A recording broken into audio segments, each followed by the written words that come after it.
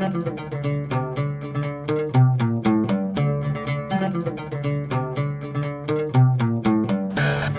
everyone, Ben DeBono here to give you some news about what's going to be coming up here on the YouTube channel, specifically a new series that we're going to be starting. And by we, I'm not just using the royal we, I'm talking about myself and Ben Kirkwold, who you know from our Game of Thrones reviews, assuming you watch those. If you don't, you're going to be knowing him pretty soon.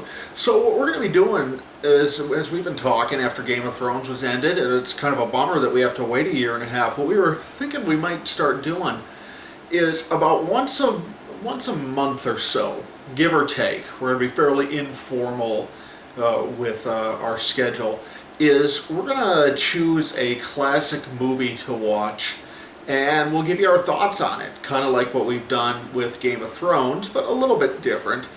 In this case, I've gotten pretty into classic film over the last few years and watched a whole bunch, whereas Ben doesn't have that same level of experience. So you're going to kind of get, if you watched Game of Thrones from the beginning in our season 1, when I was doing those reviews with Matt, you know, we kind of had this, I'd read the books and he was brand new to the story, and so we'll have a little bit of that dynamic going on, or at least that's what we're going to be trying to go for.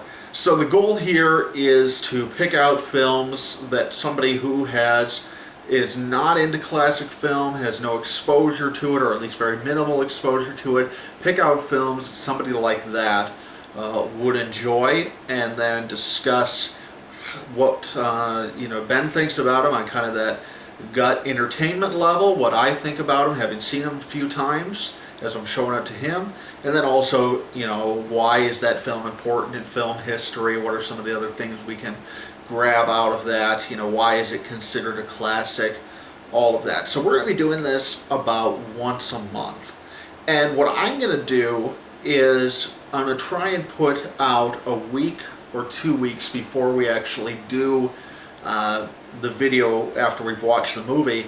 I'm going to try and put out a short 3, 4, 5 minute video where I'm going to introduce the film and give you a few things to watch for.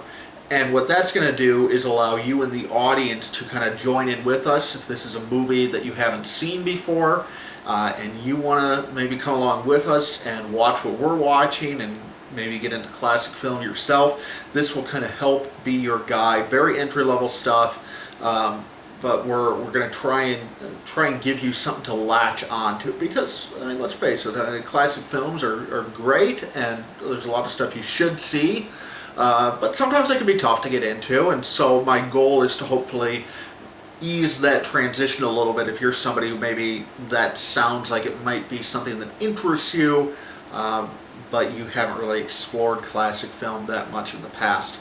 And by classic film, we're talking mostly old stuff, but we'll mix in some kind of contemporary classics here and there, maybe stuff that flew under the wire in recent years, or maybe stuff that's been more popular, but that a lot of people have probably seen, but that maybe we'll try and look at from a different angle. So really everything's on the table as far as what goes, but in general probably aiming a little bit older, and eventually hopefully work in some foreign films as well. So what I'm going to do here in this first video then is introduce the first movie that we're going to be watching, and we don't quite have a date nailed down for when we're going to be doing that yet. It could be as soon as this weekend, it could be a couple weeks from now, we're not quite sure, we're still figuring out with schedules and everything. But the first movie that we're going to be watching is The Third Man, directed by Carol Reed. So The Third Man came out, pull up my notes on this for you, it came out in 1949. And so it's kind of in that post-World War II, pre-Cold War era. Keep that in mind in just a moment when I get into the things you should watch for when you're enjoying it. It stars Joseph Cotten, Elijah Valley, and the one and only Orson Welles. It won the Academy Award for Best Cinematography and was nominated for Best Director, but was not even nominated for Best Picture, even though it's widely considered to be one of the greatest films of all time. That tells you just about everything you need to know about the Oscars. Oscars are notoriously bad when you look back at them in retrospect 20, 30, 40, in this case, almost 60 years later. No, more than 60, almost 70 years later. The Oscars are just notorious for not getting it right.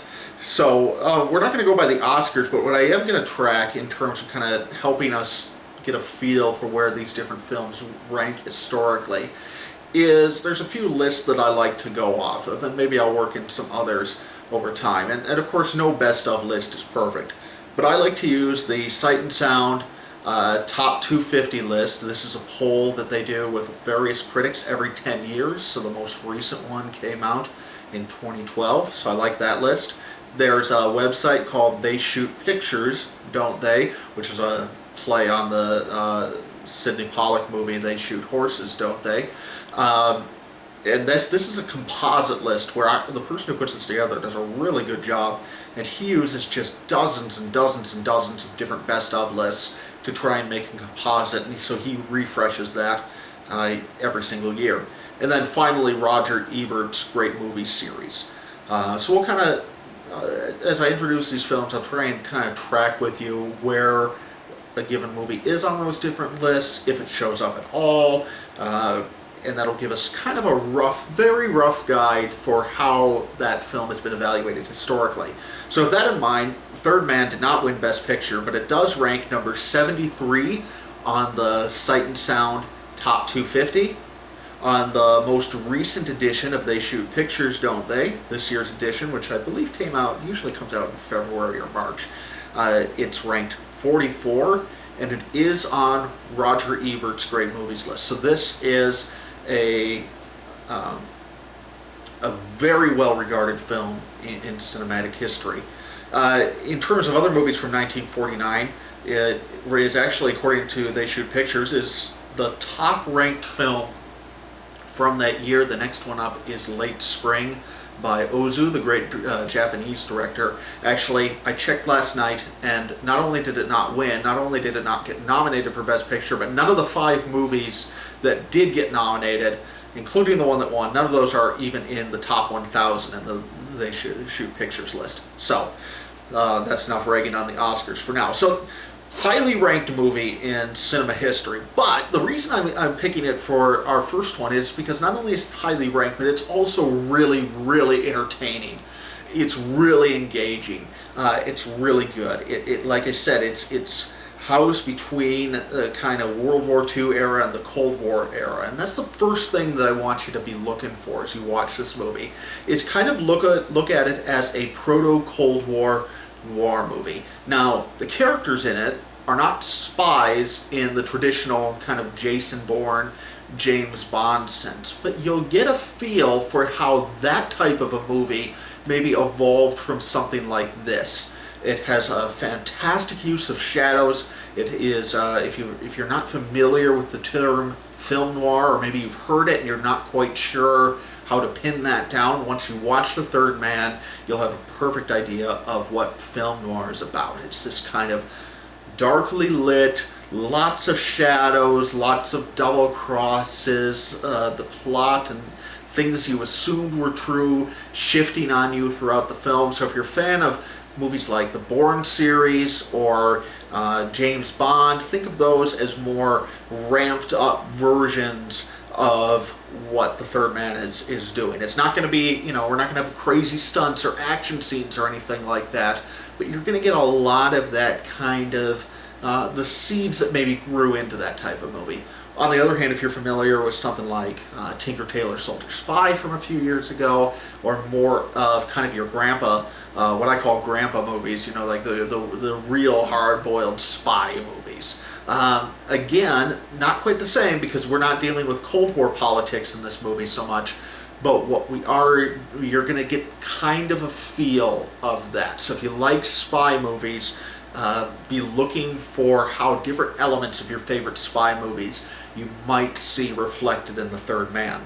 All right, the number 2 thing I want you to be looking for, going along with that, so an important part of film noir is cinematography. And I already mentioned this movie did win for Best Cinematography, and I have to tell you, the Oscars got that one exactly right. I haven't done this officially, so I can't say for sure where it would rank, but if I was to make a list of my the best cinematography of all time. The Third Man would without question be on there. It is a gorgeously shot movie. But the thing is, it's in black and white. Now, a lot of old movies are in black and white, and that's usually a pretty big obstacle to people getting into old movies, and understandably so. When all you're used to is color, black and white can seem a little out there, a little strange. We're not quite sure if I like it. It's a different experience to watch a movie in black and white. And part of this is the second reason I put this one first, is because this is a movie that will convert you to black and white. In fact, this movie would be ruined if it was in color. The black and white, it takes place in Vienna, and you see these rain-slicked cobblestone streets throughout the movie. You see these dimly lit corridors casting long shadows, and it's absolutely gorgeous because of the black and white cinematography.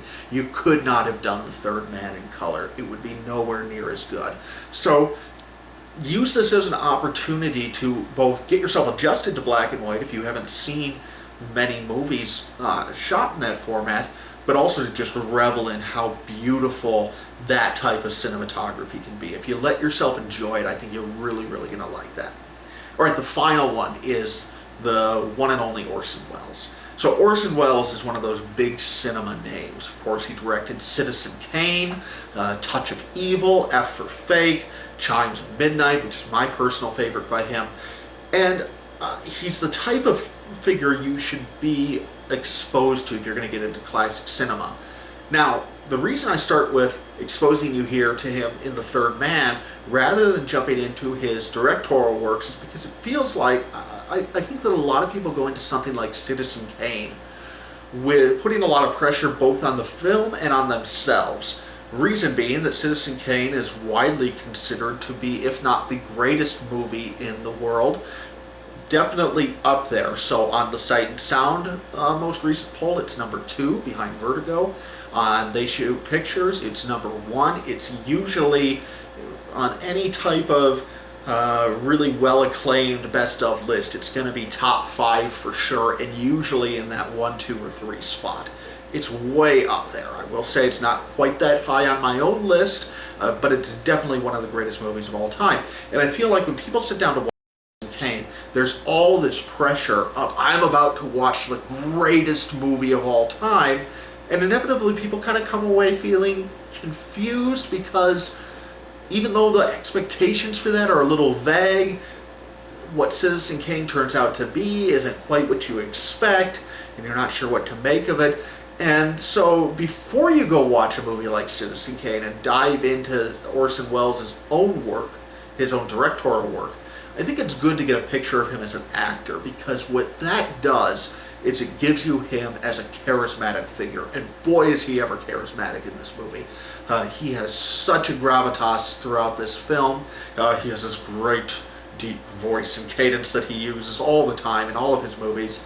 And you'll get a figure for just how magnetic this guy is. And it's one of my favorite performances of all time by him in this movie. He's lights out, but also introduces you to the master, so that then when you go watch a movie like Citizen Kane, you'll kind of pick up on some of that charisma and some of that magnetism that maybe you would have missed before, and it will give you something more to latch on to in a movie like that. So again, look for the Cold War kind of proto-spy stuff. Look for that gorgeous black and white cinematography, and then really enjoy exposing yourself to Citizen Kane.